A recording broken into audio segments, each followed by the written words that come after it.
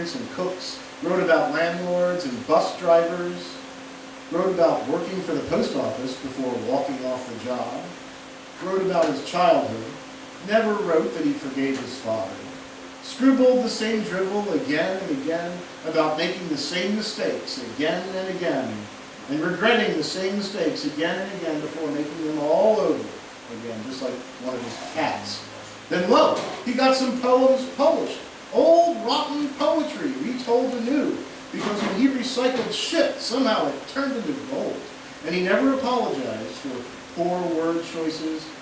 or meaningless line breaks, or sloppy endings, or pissing off the academics, and he made a ton of money,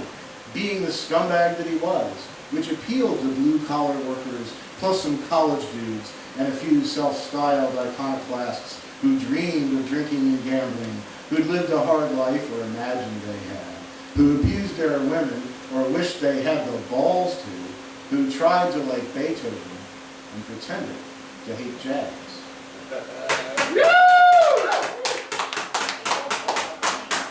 Charles Bukowski never quit drinking while he was alive, but quit smoking several times a day,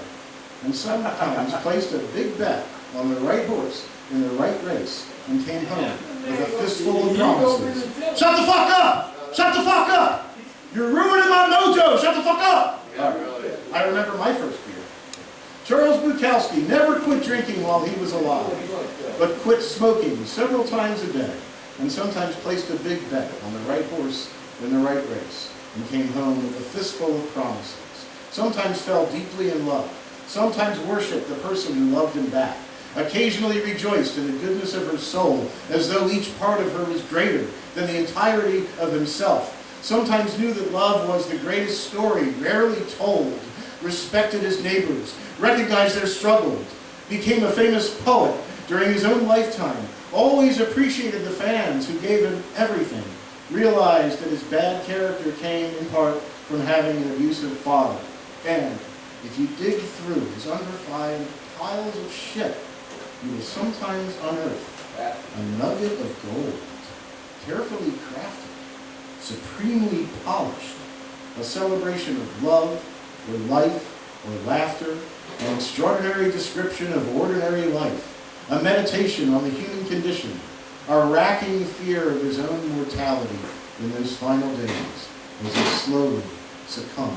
to leukemia. And so, today, his work is read by men and even a few women who love their cats, who hate their jobs, who normally don't read poetry, who like to smoke and drink and fuck and dream, who sometimes take huge chances and comfort themselves in knowing that no matter what their lives are like, at least they're better than this son of a bitch who listens to Shostakovich and kindly